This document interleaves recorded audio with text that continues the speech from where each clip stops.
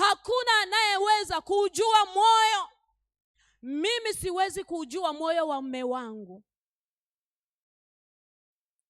Kama saizi mume wangu ananiwazia mazuri, siwezi kujua. Bwana asifiwe. Na mimi kama namwazia mazuri, mume wangu pia hawezi kufanya nini? Kujua moyo.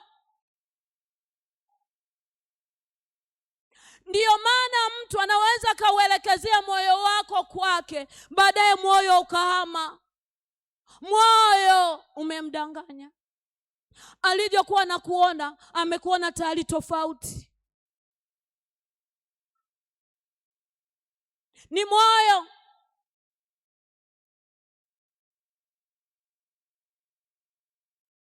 Unaleta mauti. Una ugonjwa wa kufisha. Kumbe moyo unasababisha tena mauti.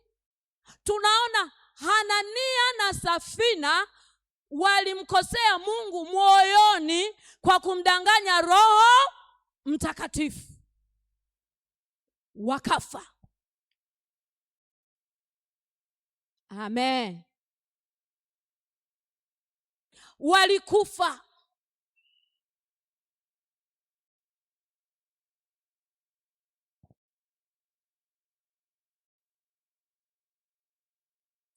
Asema mimi Bwana na uchunguza moyo, hata kumlipa kila mtu kadiri ya matunda ya matendo yake. Bwana sifiwe. Kila mmoja atalipwa kwa kadiri ya matunda ya matendo yake. Ni jambo gani unalolitenda? Hakuna jambo ambalo halihesabiwi. Unajua, unaweza ukasema ninadanganya, hapa hakuna mtu anayeniona. Mungu anakuona. Unaacha kuwa mwaminifu kwa mke wako, Mungu anakuona. Unaacha kuwa mwaminifu kwa mke wako, Mungu anakuona. Binti, unaacha kutulia, Mungu anakuona. Kijana, unaacha kutulia, Mungu anakuona. Ipo siku moja utahesabiwa.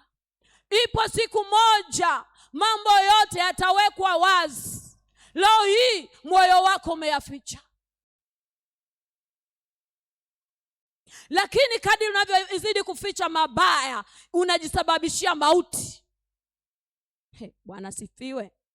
Bwana tusaidie. Mauti.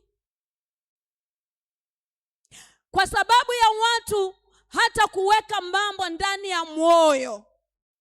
Kuna watu ndoa zimekufa ni kwa sababu ya shida ambayo iko ndani ya moyo, ambao moyo umeharibika.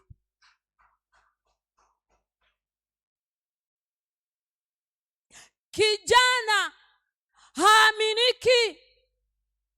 Shida iko moyoni.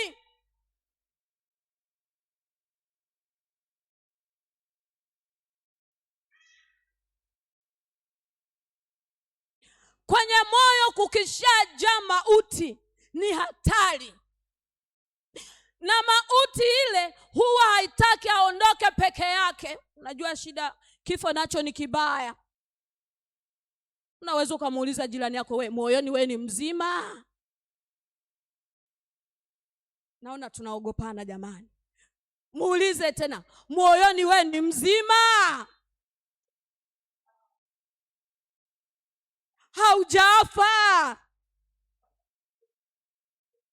Mnaogopa kufa. Neno Mungu linasema kuna nini?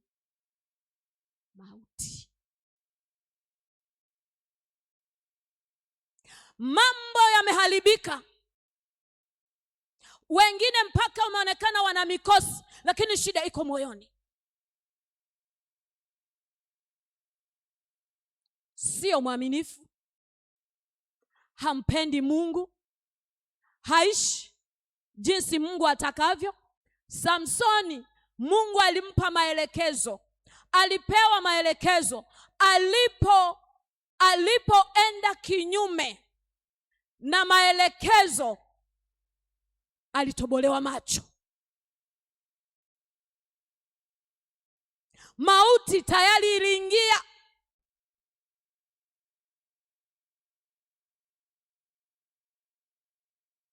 Leo hii kuna wimbi la mauti ambalo limeingia. Mauti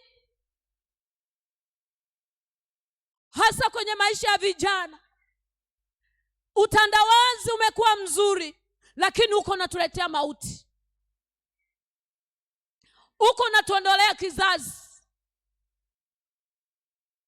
Mioyo ya vijana wengi iko hatarini.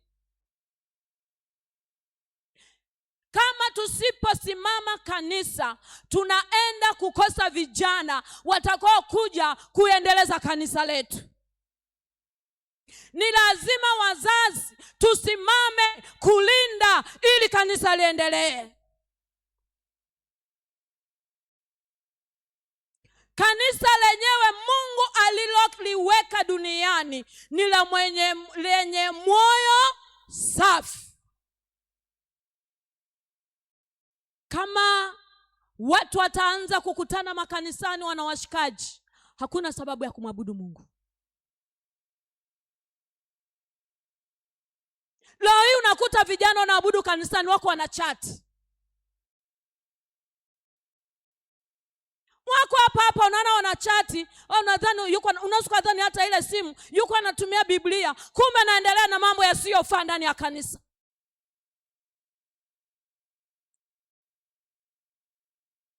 Imefikia hatua hawamwogopi hata Mungu. Wakitoka hapa sisi unaona Bwana sifiwe, nendeni na habari ya Bwana, anaitikia ame, kama vile alikuwepo, kumbe hakuwepo. Hivi hata kuna wengine hapa niko naongea, moyo hauko hapa. Mwingine moyo uko kwenye kikoba, mwingine moyo uko kwenye sakosi, mwingine moyo uko kwa yule mtoto wake, mwingine moyo uko sijui anaangalia yale aliyoacha kule nyuma. Bwana tusaidie. Moyo ni hatari ukiwa hapa, ukiwa unaangalia nyuma. Mke wa Lutu akatafakari, anaambiwa jamani, ile Sodoma na Gomora inachomwa. Watu walioko katika nchi hii mahali hapa wanaumwa, wameshakufa. Sasa nataka niwateketeze. Dhambi zimemfika mbele za uso wa Mungu. Mungu ameumia, amepata. Kumbe moyo ulioumwa umeumwa tu. Moyo ukiumwa hauna matibabu, hauna matibabu. Amepata neema, anatoka Sodoma, anaenda, wamepewa tu neno moja, usigeuke nyuma. Kule nimeacha nyama, nimeacha vitu fulani kule kwenye firiji, samaki. Akageuka. Moyo akawa tayari hapo nguzo ya chumvi. Wale ambao hawakugeuka walifika walikokuwa wanaelekea. Mwambie jirani yako, moyo wako upone, tufike Kanaani.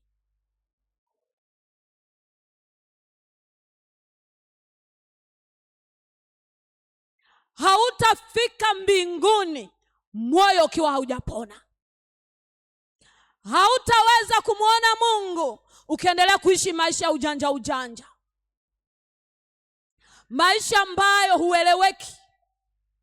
Watu hawezi wakakusoma wewe ni mtu wa namna gani.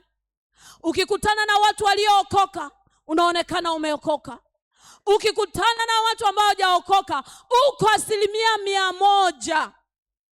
Ukiwaona wapendwa wenzako unakaa chini, unachuchumaa wasikuone. Hautaiona mbingu.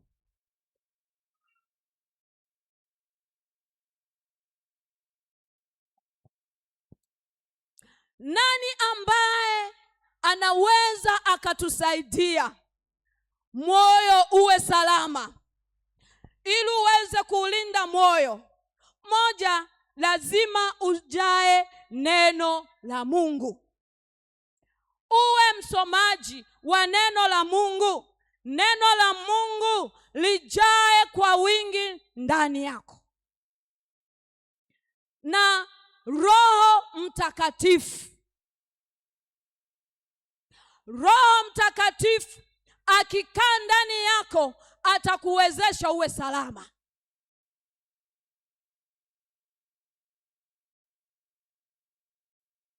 Zaburi ya 119 mstari wa 11 pale nasema, moyoni mwangu nimeliweka neno, nisije nikakutenda dhambi.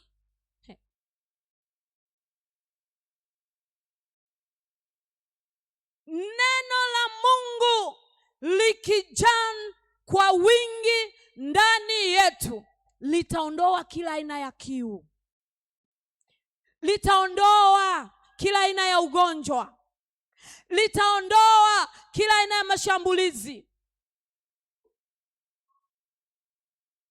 Mtunzi wa Zaburi hii akaamua kulijaza neno la Mungu ndani yake ili asije katenda dhambi. Baba, usipolijaza neno la Mungu ndani yako, unaweza ukajikuta ukatenda dhambi. Familia yako inaweza ikaingia hatarini. Unaweza ukajikuta ukaanza kuishi maisha ya aibu. Watu walikuwa wanakuheshimu, heshima yako itaondolewa. Ni heri leo ukubali kuigaili hiyo njia ulioiendea. Ondoa hiyo barabara ulionayo ndani yako. Kijana, gaili hiyo njia. Mama, gaili hiyo njia. Kubali kuijaza neno la Mungu. Neno la Mungu likae kwa wingi ndani yako, ili uwe salama, ili uwe mshindi, ili upate uponyaji, ili familia ipone. Kama moyo wa baba na mama ndani ya familia inaumwa, familia yote itaumwa.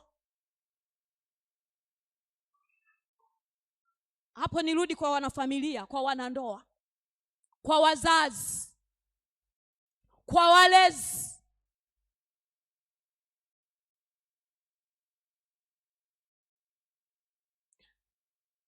Wale walezi, wazazi, wanandoa, msipokubali neno la Mungu likajaa ndani ya mioyo yenu, mnaenda kuhatarisha kizazi chenu.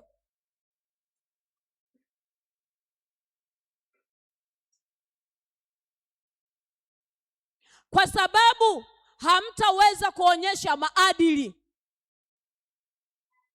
kwa sababu hamtaweza kuwa na sifa. Acheni maisha ya kujificha. Kanisa leo natamani tupone. Jinsi tulivyo hapa tukiwa watulivu, na nyumbani tuwe watulivu. Sio tukifika hapa tukiwa hapa, oh, ni wewe tu Bwana, ni wewe tu, ni wewe tu Bwana, ni wewe tu, ni wewe Bwana, ni wewe tu Bwana, ni wewe tu,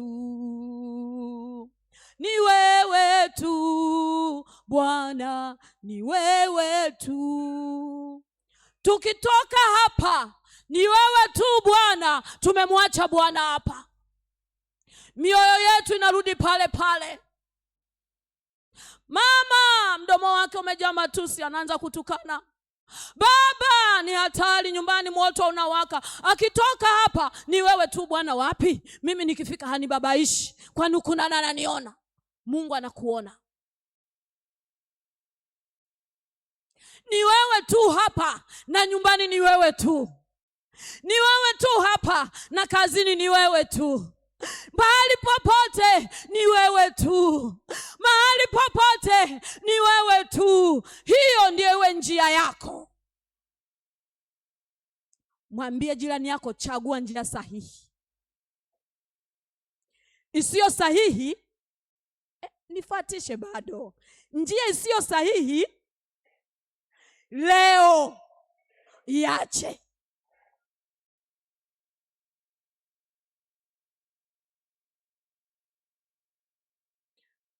Tusiangalie mambo ya dunia, yanapita na tamaa zake, hautayamaliza. Tumewakuta wazazi wameshaiacha, wameondoka, wameiacha. Na sisi tunaweza tukazeeka akiwa Bwana hajarudi, tutaiacha. Tutakiachia kizazi chetu kiendeleza hii dunia. Neno la Mungu litadumu milele na milele.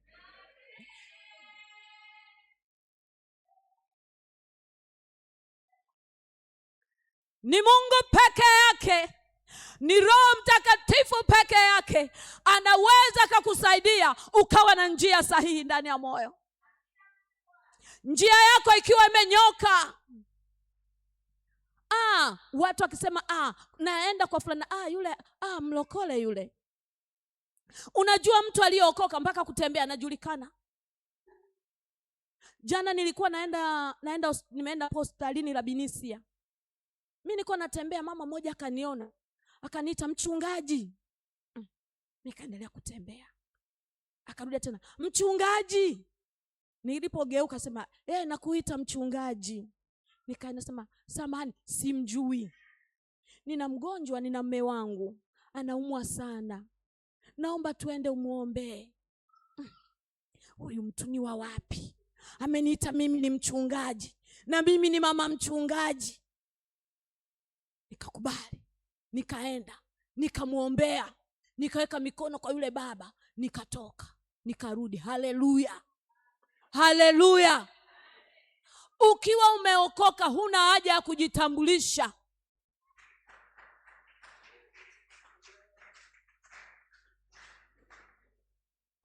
Mimi nimeenda na mimi na mahitaji yangu pale. Kabla nimeanza kwenda kwenye mambo mengine. Nikamhudumia kwanza mtu, nikamuombea, nimemaliza kumuombea, ndo na mimi nikaja kwenye foleni, nikaenda kuandikisha. Nikamuuliza, tulionana wapi? Hapana, nimekuona tu na nina changamoto kwa kweli. Yaani nilivyokuona nikajua wewe ni mchungaji tu. Na mimi nikakubali, ndio mimi ni mchungaji. Amen. Wewe ukiwa unatembea unajulikanaje? Wanakusomaje?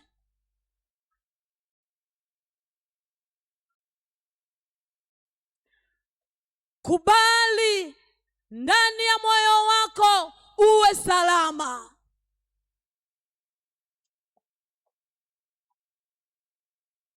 Na mambo ya familia, mtashangaa, familia itaanza kuinuka. Maana ugonjwa huu ambao upo ndani ya moyo ni mafarakano, chuki, fitina. Bwana tusaidie. Fitina, yani moyo una magonjwa mengi mabaya, ndio maana una mauti. Ukiishi na mtu ambaye anaumwa moyo, ndani ya nyumba hamna kucheka. Hata akifika mahali palikuwa salama, hali ya hewa inabadilika.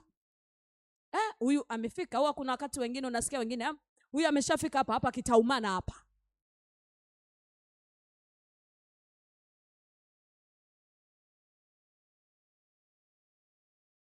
Mafarakano yanasababishwa na moyo kuuma. Ndoa zinavunjika kwa sababu kuna mwanandoa ambaye moyo wake unaumwa na hakubali upone. Kijana hakubali kufuata maadili, moyo unaumwa. Baba anaenda, harudi nyumbani, moyo wake unaumwa. Akiambiwa, ulikuwa wapi? Unaniuliza we kama nani? Shida ni moyo unaumwa. hawezi kueleza kule alikokuwa. Moyo ni msitu.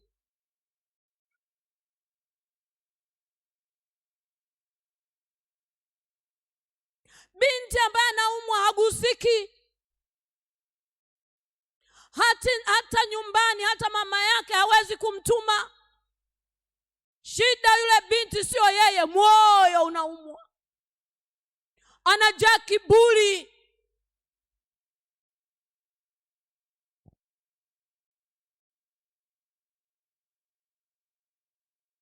Anajaa kiburi.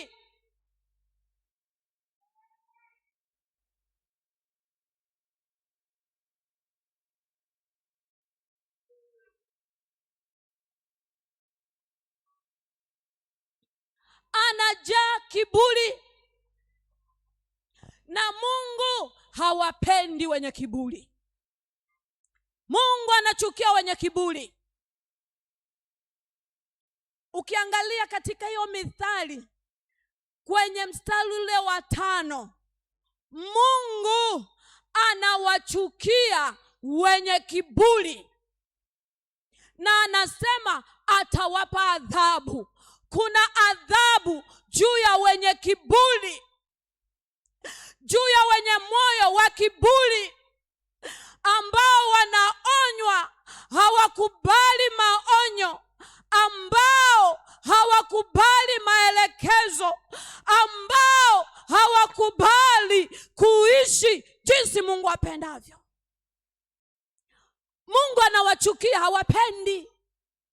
Sasa ndugu yangu, kiwa tu Mungu mwenyewe ameshakuchukia, Mungu mwenyewe ameshakukataa, sio mimi ninayeongea, ni neno.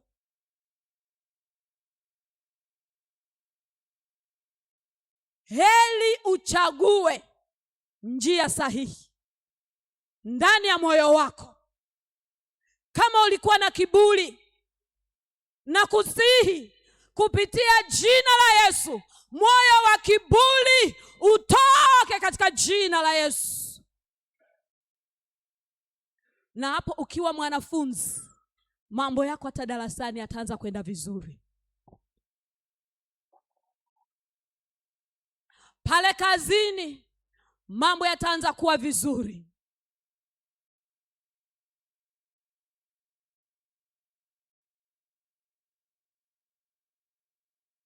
Na moyo wa Mungu utafurahi.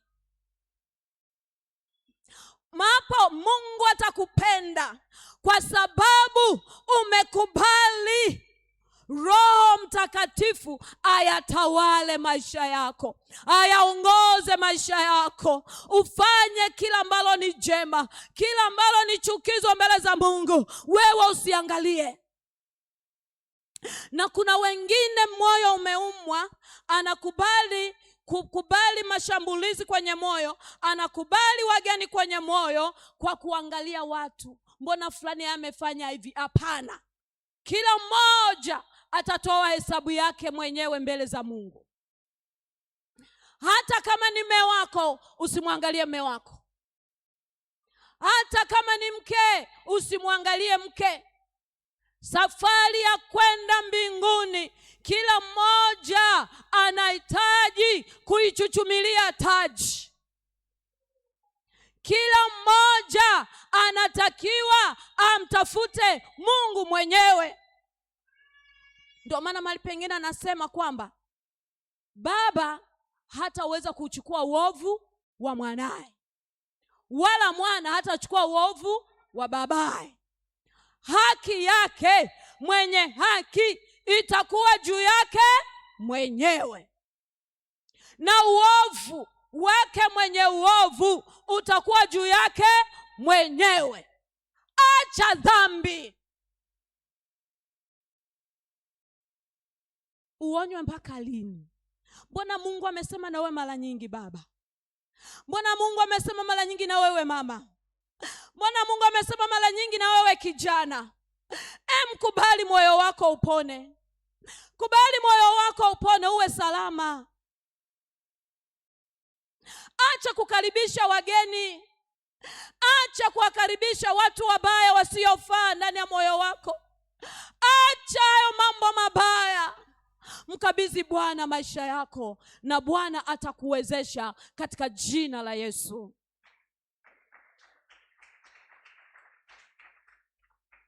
Tusimame.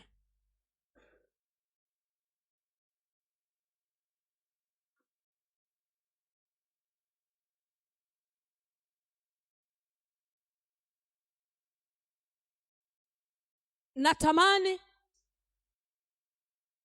nione Mungu akituwezesha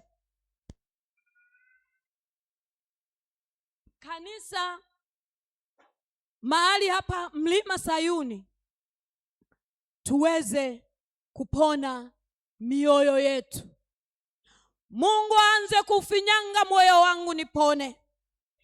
Mungu aingie katika watumishi wa Mungu, afinyange mioyo ipone. Mungu aingie kwenye mioyo ya wainjilisti wapone. Mungu aingie kwenye mioyo ya wazee wa kanisa wapone. Mungu aingie kwenye mioyo ya mashemasi wapone. Mungu aingie kwenye mioyo ya waimbaji wapone katika jina la Yesu. Bikarapasiki. Na hapo tutaanza kuona nguvu ya Mungu inatembea. Na hapo waimbaji wataanza kuimba katika roho na kweli. Hakutakuwa na kunyosheana vidole. Unajua kuna wakati, sikilizeni, naomba pia tukiwa tumesimama, waimbaji Mungu amewapa huduma kubwa sana. Kama mtakuwa sio waaminifu, huduma mnatuletea ugumu. Ukiwa muimbaji, jua wewe ni mtumishi wa Mungu. Usikubali kuishi maisha ya ujanja.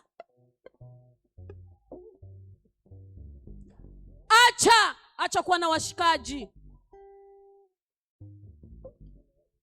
Kina baba acheni kwa jina la Yesu. Vijana acheni kwa jina la Yesu. Mioyo ipone, ifunguke. Na hili neno, ukiwa una ndugu yako hayuko hapa, wewe mtamkie kule aliko, aguswe. Bwana fanya uumbaji. Naomba nifuatishe kwa maneno haya kabla ya watu wa muziki. Tuinue mikono yetu.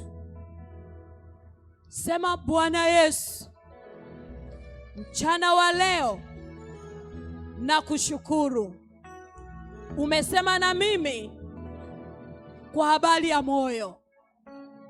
Moyo wangu hakuna mwanadamu anayeujua, lakini wewe Bwana unaujua. Unajua mawazo yangu, unajua kila kilichoko ndani ya moyo wangu. Yesu, nakutaka. Karibu Yesu ndani yangu. Moyo wangu upone. Moyo wangu uishi kama utakavyo wewe. Katika jina la Yesu napinga kila namna ya mashambulizi, kila namna ya silaha za yule mwovu zinazoelekea kushambulia moyo wangu ili niangamie, ili nife, ili nipoteze mwelekeo. Kwa jina la Yesu, adui achia, toka, toka, toka, toka ndani yangu. Achia maisha yangu katika jina la Yesu, katika jina la Yesu. Yesu, ruhusu Roho Mtakatifu ayatawale maisha yangu kuanzia sasa. Kuanzia sasa, yale yaliyonifuatilia, kila roho zilizofuatilia, hata kama ni za ukoo, hata kama ni yaliyotamkwa leo, kuanzia sasa hayatanitabisha, hayatanitabisha katika jina la Yesu. Amen. Nitaomba atuongoze kwa wimbo. mimi nipungue, wewe ongezeke. Na hapo natamani kila mmoja ufungue moyo wake, kila mmoja jiachilie mbele za Bwana. Kubali, kuna mahali uenda umejeruhiwa, moyo wako uweze kuachilia. Usiwe na kiburi, achilia. Uenda umeumizwa sana, unasema siwezi kuachilia. Ili upone moyo lazima uachilie, lazima uwe salama ili upone, ili muone Mungu, ili uone ushindi, ili uone kuinuliwa tena. Rikarabasi ndipo sakarababa.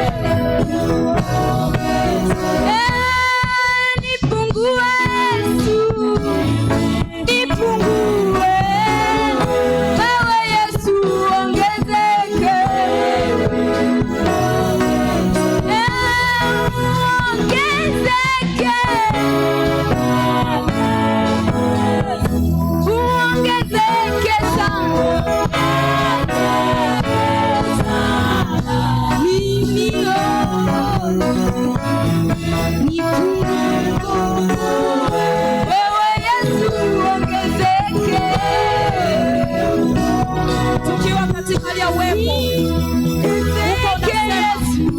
moyo wangu kuna mambo nimekuwa nikitamani kufanya, ninashindwa na ninahitaji leo Mungu aniwezeshe.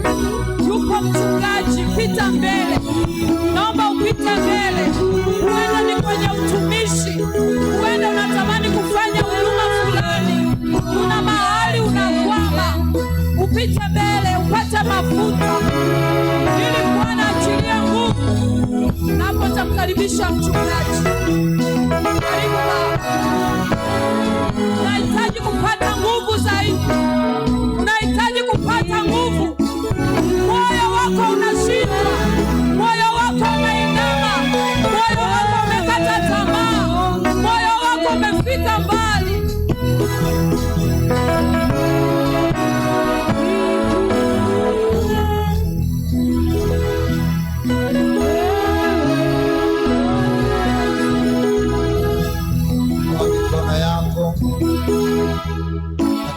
wa moyo wangu.